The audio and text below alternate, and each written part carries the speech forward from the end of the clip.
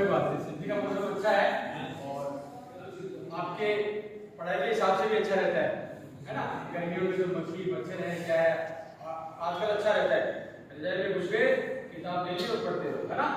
और मुझे आशा है कि आप यही करते होंगे, यही करते हो ना। तो मैं मेरा परिचय देना चाहता हूँ, मैं त्रिलोक सूजस ग्लोबल स्कूल का मालपुरा से पीआरओ और मोटिवेशनल स्पीकर, और आपके लिए एग्जाम के ऊपर परिचर्चा ये हमने सीरीज चला रखी है, जिसमें आप जैसे बोर्ड बच्चों से हम रूबरू होते हैं, मिलते हैं। आपके जीवन में कई तरह की संभावनाएं, कई तरह के आपके उत्सव आते हैं, कई तरह के आपके त्योहार आते हैं, आपका बर्थडे भी आता है, शादियां भी आती है। पर मेरा मानना है कि जीवन के अंदर महत्वपूर्ण मोड़ आता है आपके लिए, और वो है आपकी बोर्ड की परीक्षा। क्या है बेटा? बोर्ड की परीक्षा। बोर्ड की परीक्षा 10th वालों के लिए है, 12th वालों के लिए। इससे पहले आपने बोर्ड की एग्जाम दी है, 5th बोर्ड दिया है, 8th बोर्ड दिया है। आप जीवन में आगे बढ़ोगे तो उसमें आपको सिर्फ और सिर्फ 10th और 12th की मार्कशीट मांगेंगे। 8वीं और 5वीं की मांगते हैं कहीं पे? नहीं मांगते, ठीक है। कोई आधार बनाना हो तब जरूर मांगते हैं, वरना नहीं मांगते। तो 10th वालों के लिए पहला ब्रेक है और 12th वालों के लिए सेकंड ब्रेक है। यहाँ से आपका जो प्लेन है जीवन का, जो दिशा देने वाला डायरेक्शन है, वो यहाँ से लैंड होने वाला है कि आपको जीवन के अंदर क्या करना है, ठीक है। और आज आप सभी को हार्दिक शुभकामनाएं। आज एक स्पेशल डे, बताओ कि कौन सा दिवस आज? जी, स्वामी विवेकानंद जी का जन्मदिन है, जिसको हम किसके रूप में मनाते हैं बेटा? केरे डे, युवा दिवस के रूप में मनाते हैं ना। तो मैं 2 मिनट का समय लूंगा, स्वामी विवेकानंद जी के बारे में बात करेंगे अपन। स्वामी विवेकानंद जी का जन्म कोलकाता के अंदर 12 जनवरी 1863 को हुआ था। कब हुआ था बेटा? डेट क्या है? 12 जनवरी। आज ही का दिन उनका अवतरण हुआ था। जन्म तो हम जैसे साधारण लोगों का होता है, वो तो अवतरण पुरुष थे जिन्होंने अवतार लिया भारत की धरती के ऊपर, और बड़े ही विद्वान व्यक्ति थे। हमेशा मैं उनको आदर्श मानता हूं, उनको फॉलो करता हूं, और उसी के साथ में आपके साथ में मैं परीक्षा पर चर्चा करूंगा। परीक्षा से डर किस किस को लगता है, मेरे को बताओ जरा थोड़ा सा। परीक्षा से डर किस किस को लगता है? हाँ, आपके कोई खड़े हो बेटा, आप खड़े हो, आप खड़े हो। हाँ बेटा खड़े हो, कोई दिक्कत नहीं है, एक आपके अंदर कॉन्फिडेंस की कमी है। कॉन्फिडेंस हमेशा आए कि सामने वाला कैसा ही हो, आपको खड़ा होना है। आप खड़े हो पीछे से, आप खड़े हो, नहीं बात। आपका क्या नाम है बेटी? अनु मानी के लिए जोरदार तालियां। आप लोग सर इसके लिए क्यों तालियां बजाते हैं? क्योंकि ये खड़ी हुई है, तो मेरे लिए बड़ी बात है, ठीक है। आप अच्छे स्टैंडर्ड में हो, 10th स्टैंडर्ड में। आपके बोर्ड के एग्जाम है, तो उसमें आपको सबसे ज्यादा जो डर लगता है वो कौन सा सब्जेक्ट है? साइंस सब्जेक्ट के बारे में बात करते हैं। बेटी आप साइंस सब्जेक्ट से डर लगता है इनको, ठीक है। और कई मेरी बेटी ऐसी भी है जिनको मैथ से डर लगता है, कई मेरे भाई ऐसे भी है जिनको पॉलिटिकल साइंस से डर लगता है, किसी को हिंदी से डर लगता है, किसी को इंग्लिश कंपलसरी से डर लगता है। तो डर किसी न किसी के मन में जरूर होता है। तो सबसे पहले आपको क्या करना है? इस डर को भगाना। क्या करना है बेटा? एक छोटी सी शायरी है कि मंजिल के मुसाफिर तू थककर ना बैठ, तेरी मंजिल भी मैं तय करूंगा, तेरा रास्ता भी मैं ही तय करूंगा। तो वो कौन कहती है? किस्मत कहती है, आपकी मेहनत कहती है। तो आप मेहनत पे विश्वास करें हमेशा। मैं परीक्षा से संबंधित कुछ बातें करूंगा आपसे। बोर्ड का पेपर आता है तो सबसे पहले आपको उसमें टाइम मैनेजमेंट करना है। क्या करना है बेटा? टाइम मैनेजमेंट कैसे करना है? जैसे आपके 150 मिनट का पेपर है, 250 मिनट का पेपर है, या 300 मिनट का पेपर है, तो आपके पेपर के अंदर जो पार्ट्स हैं, अलग अलग पार्ट्स हैं, ए पार्ट्स है, बी पार्ट्स है, मल्टीपल चॉइस क्वेश्चन है, 1 लाइनर क्वेश्चन है, 2 लाइनर क्वेश्चन है, और बड़े क्वेश्चन है। तो उन क्वेश्चनों को आप सबसे पहले 5 मिनट देंगे।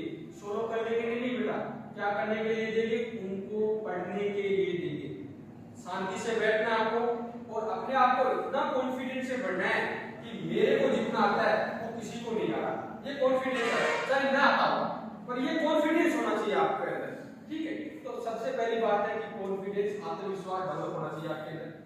आप जैसे ही सॉरी माफ चाहूंगा, आप जैसे ही बैठे पेपर को लेके, पेपर को पलटे, शुरू से पढ़े 5 मिनट और लास्ट तक जाए, अपने आप को फिर से रिलैक्स करें, 1 मिनट का समय लें, रिलैक्स करें। रिलैक्स करने के बाद में ये मनन करें कि मैंने जो क्वेश्चन पढ़े हैं इस पेपर के अंदर, क्या मैंने मेरी बुक्स के अंदर पढ़े हैं, क्या मेरे टीचर्स ने वो पढ़ाए हैं, मेरा ये क्वेश्चन कहीं देखा हुआ है या मैं इस क्वेश्चन के बारे में जानता हूँ। आपके अंदर पेपर के अंदर 50 क्वेश्चन है, तो मुझे पता है कि 20 क्वेश्चन तो आपने ऐसे ही देख रखे हैं, आपको पता है कि ये मेरे इतने नंबर पे भी क्वेश्चन है मेरा और इसका ये आंसर हो सकता है। पहला क्या हो गया, आप सबसे पहले पेपर को 5 मिनट दे दोगे कि नहीं दोगे बेटा? देखिए ठीक है, कॉन्फिडेंस कैसा रखोगे, लो रखोगे, हाई रखोगे? हाई। कॉन्फिडेंस कैसा रखोगे? हाई कॉन्फिडेंस रखना आपको। इसके बाद में आपको सबसे पहले वो क्वेश्चन सोल्व करने जो आपको आंख बंद करके भी कोई पूछे तो आप उनका जवाब देंगे, तो उनको पहले आपको सोल्व करना है। हमेशा क्वेश्चन को आप सरल से हार्ड की ओर जाना है। कैसे जाना है बेटा? सरल से हार्ड की ओर। अपन कई बार गलतियां क्या करते हैं कि बड़ा क्वेश्चन है, 8 नंबर का क्वेश्चन है, पहले मैं इसको कर लेता हूं, जो आपको जो वर्ड्स की लिमिट है वो भी ध्यान नहीं रहती है और आप 5 मिनट लगने वाले थे उसके 15 मिनट लगा दिया। 5 मिनट की जगह कितने लगा दिए बेटा? 15 मिनट लगा दिए। तो 15 मिनट यानी आपने अगले क्वेश्चन में कितने मिनट खा लिए? 10 मिनट खा लिए। ऐसे करते करते आप जब लास्ट तक आओगे तो जो हाई मार्किंग वाले क्वेश्चन है, जो इजीली मार्किंग होती है, फिर आपके वो क्वेश्चन छूट जाएंगे और परसेंटेज आपकी डाउन चली जाएगी और फिर आप स्टेज में आ जाओगे, अगले पेपर की भी आप तैयारी अच्छे से नहीं कर पाओगे। तो इसलिए बेटा अपने आप को हाई कॉन्फिडेंस देखना है, टाइम मैनेजमेंट देखना है, आत्मविश्वास रखना है और क्वेश्चन को हमेशा जो सरल से है वो कठिन की ओर चलना है। चलोगे नहीं चलोगे बेटा? चलिए ठीक। इसके बाद में आप अभी 1 महीना है शायद, सर 16 फरवरी से एग्जाम स्टार्ट है, तो आपको अपने फ्रेंड से अब 1 महीने के अंदर कंपैरिजन नहीं करना है कि अनु को 100% सिलेबस याद है, विकास को 50% सिलेबस याद है, वो उसको देख के कहेगा कि मेरे को उतना करना है बेटा, अब ये काम नहीं करना है क्योंकि टाइम लिमिटेड है। आप पहले और पहले उस रास्ते की ओर बढ़ो जहां आपको पास मार्किंग लानी है। ठीक है, सबसे पहले आपको सबको उसको तैयारी करनी है कि मैं पास मार्किंग वाली स्थिति में चला गया। इसके बाद में आपको बढ़ना है कि मुझे फर्स्ट डिवीजन की सीढ़ी पे बढ़ना है। फिर आपने 2-2 4-4 चैप्टर और याद किए और फिर आप जो पढ़े। यदि पास वाला जिसको पास होने की भी उम्मीद नहीं है, वो कहता है कि मेरे को मेरिट में आना तो ऐसा पॉसिबल है क्या? वो नहीं तो मेरिट में आ सकेगा, नहीं कि मेरे को लगता है कि वो पास हो पाएगा। तो सबसे पहले अपने आप को मजबूत करना है। सबसे पहले आपको जो आपकी बेसिक्स है मार्क्स पढ़नी है कि मेरे को पास मार्किंग सबसे पहले लेके आना है। पास मार्किंग है तो उसके बाद में आपका कॉन्फिडेंस हाई हो जाएगा कि मैं पास तो हो जाऊं, क्यों नहीं मैं फर्स्ट डिवीजन की तरफ बढ़ूं, क्यों नहीं मैं 75 की तरफ बढ़ूं, क्यों नहीं मैं 80% की तरफ बढ़ूं और क्यों नहीं मैं मेरिट की तरफ बढ़ूं। तो आपको ऐसे स्टेप बाय स्टेप चलना है। अपने दोनों स्ट्रीम को, दोनों पेपर को साथ में लेकर, जितने भी आपके 600 सब्जेक्ट चलते हैं उनको साथ में लेकर चलते हैं। ठीक है, इसके बाद में जो ये 1 महीना है जो आपके जीवन का इनिशियल पॉइंट है, आप सब चीजों से दूर हट जाइए। आप खेलने की आपकी रुचि तो एक बार मेरा मानना है बंद कर दीजिए। आपको घूमने फिरने की आदत तो एक बार बंद कर दीजिए। आपके जो फैमिली जो फंक्शंस होते हैं उनको आप अवॉइड कीजिए। आप अपने आप को 1 महीने के अंदर इस प्रकार से तैयार करें कि या तो मैं हूं और या मेरी किताबें हैं। यदि ऐसा करोगे आप तो निश्चित ही मैं मानता हूं कि आप सफलता की सीढ़ी पे जाओगे। करोगे नहीं करोगे बेटा? मैंने आपके पड़ोसी को ये करना चाहिए कि अरे आजकल वो फलाने का लड़का दिख नहीं रहा, कहां है, कोई बाहर चला गया है, जॉब लगी, फलाने की लड़की आजकल दिख नहीं, मेरे को शायद कहां चलेगी, वो कोई नदिया चलेगी, पढ़ाई छोड़गी। आपको लोगों को इसके गिरने की कोई आवश्यकता नहीं है। आपको काम इसके ऊपर करना है, सिर्फ और सिर्फ सेल्फ पे काम करना है, खुद पे काम करना है। करोगे नहीं करोगे बेटा?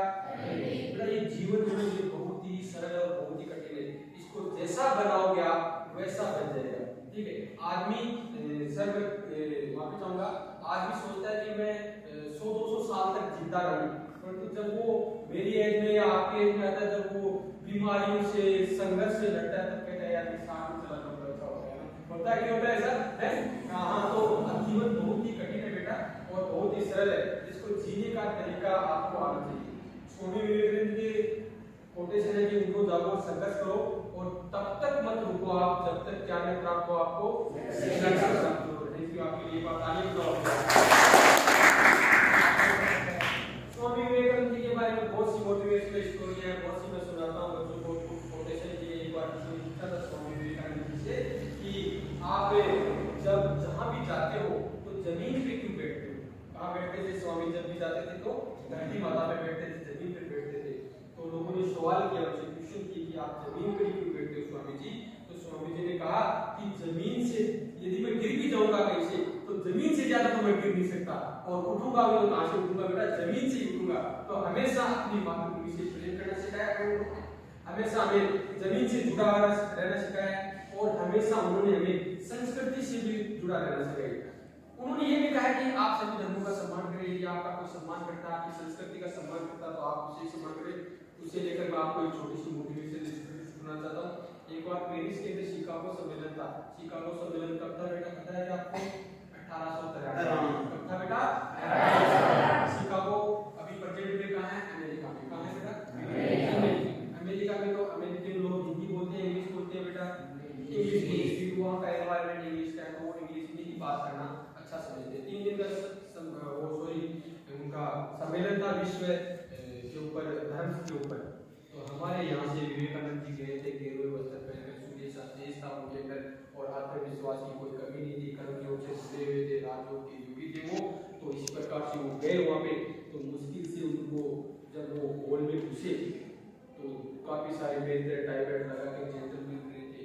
तो उन्होंने जाते कहा good morning Swami ji, how are you? तो स्वामी जी ने हाथ जोड़ के कहा नमस्कार। तो उसके बाद उनमें से कोई एक ऐसा जेंटलमैन था तो थोड़ी बहुत हिंदी जानता था। स्वामी जी नमस्कार। तो उन्होंने स्वामी जी इंग्लिश में कहा कि गुड मॉर्निंग। तो फिर उन्होंने चर्चा चली कि स्वामी जी जब हमने इंग्लिश में बात की तो आपने हिंदी में बात की, और जब आप हिंदी में बात की आपने तो फिर आपने इंग्लिश में जवाब दिया, ऐसा क्यों?